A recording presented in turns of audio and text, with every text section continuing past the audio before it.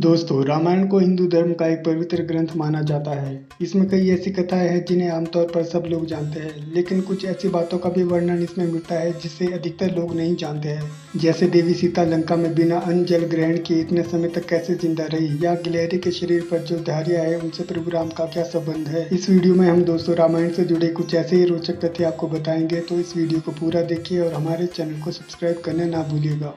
Number 1। Ramayan Sanskrit का एक महाकाव्य है जो कवि वाल्मीकि द्वारा रचित है। इस महाकाव्य में 24,000 छंद है जो 7 अध्याय या खंड में विभाजित है। रामायण के हर 1000 छंद का पहला अक्षर ले तो जो 24 अक्षर हमें मिलते हैं वो मिलकर गायत्री मंत्र बनते हैं। नंबर 2। श्री राम जी की माता कौशल्या कौशल देश की राजकुमारी थी। इनके पिता का नाम सकौशल व माता का नाम अमृत प्रभा था।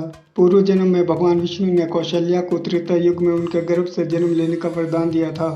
नंबर 3। रामायण के कई संस्करण हैं। इन्हीं में से एक आनंद रामायण के अनुसार रावण ने न केवल देवी सीता का अपहरण किया था बल्कि कौशल्या जी का भी अपहरण किया था। ब्रह्मा जी ने रावण को पहले ही बता दिया था कि राजा दशरथ और कौशल्या का पुत्र उनकी मृत्यु का कारण बनेगा। अपनी मृत्यु को टालने के लिए रावण ने कौशल्या का अपहरण करके उन्हें एक बक्से में बंद कर दिया और कौशल्या को एक समुद्र से घिरे द्वीप पर छोड़ दिया। नंबर 4। श्री राम जी की एक बहन भी थी जिनका नाम शांता था, जिसको बचपन में ही कौशल्या ने अपनी बहन वर्षिणी और देश के राजा गोपद को गोद दे दिया था, इसलिए रामायण में शांता का वर्णन नहीं मिलता। नंबर 5। माना जाता है कि देवी सीता भगवान शिव के धनुष को बचपन से ही खेल खेल में उठा लेती थी और इसलिए उनके स्वयंवर में इस धनुष जिसका नाम पिनाका था उस पर प्रत्यंचा चढ़ाने की शर्त रखी गई थी। नंबर 6। एक बार रावण जब भगवान शिव के दर्शन करने के लिए कैलाश पर्वत गए, उन्हें मार्ग में नंदी मिले जिनको रावण ने वानर वाले मुंह कहकर उनका मजाक उड़ाया। नंदी ने तब रावण को श्राप दिया कि वानरों के कारण ही उनकी मृत्यु होगी।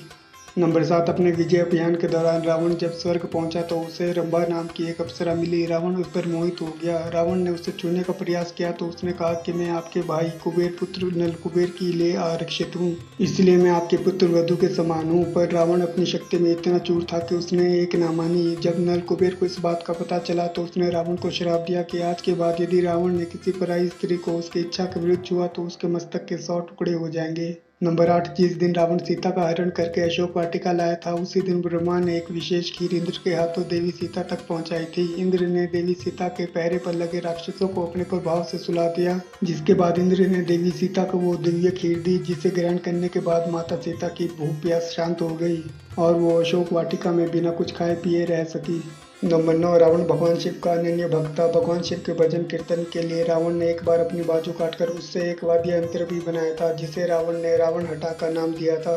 नंबर 10। शेषनाग के अवतार लक्ष्मण ने रावण के पुत्र मेघनाथ को ही नहीं बल्कि उसके दूसरे पुत्रों जैसे प्रहस्त और अतिकाय को भी मारा था।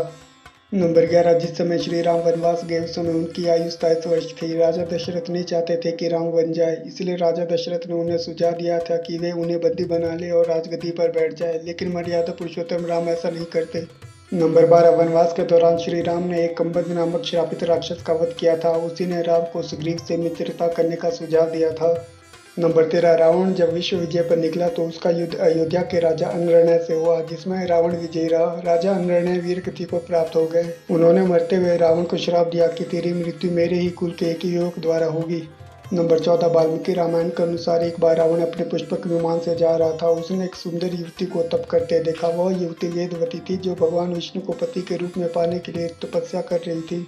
रावण उस पर मोहित हो गया और उसे जबरदस्ती अपने साथ ले जाने का प्रयास करने लगा। तब उस युवती ने रावण को श्राप दिया कि तेरी मृत्यु का कारण एक स्त्री बनेगी और उसके बाद उसने अपने प्राण त्याग दिए।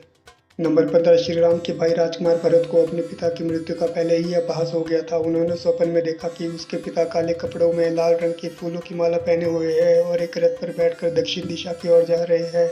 नंबर 16। पाताल का राजा अहि रावण और उसका भाई मही रावण बेहद ही शक्तिशाली असुर थे। अहि रावण ने राम और लक्ष्मण को बंदी बना लिया था। प्रभु राम और लक्ष्मण को बचाने और अहि रावण और मही रावण के वध के लिए हनुमान जी ने पंचमुखी रूप धारण किया था।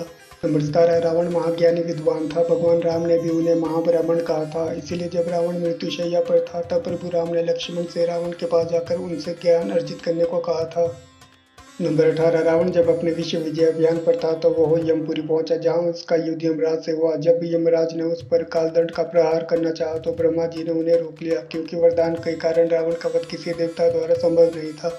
नंबर 19 माना जाता है कि गिलहरी के शरीर पर जो धारियां हैं वे भगवान राम के आशीर्वाद के कारण हैं। जिस समय लंका पर आक्रमण करने के लिए भगवान राम सेतु का निर्माण कर रहे थे, उस समय एक गिलहरी भी इस काम में मदद कर रही थी। उसके इस समर्पण भाव को देखकर श्री राम ने प्रेम पूर्वक अपनी उंगलियों को उसके पीठ पर फेरा। ऐसी मान्यता है कि तब से उसके शरीर पर यह धारियां पड़ गई।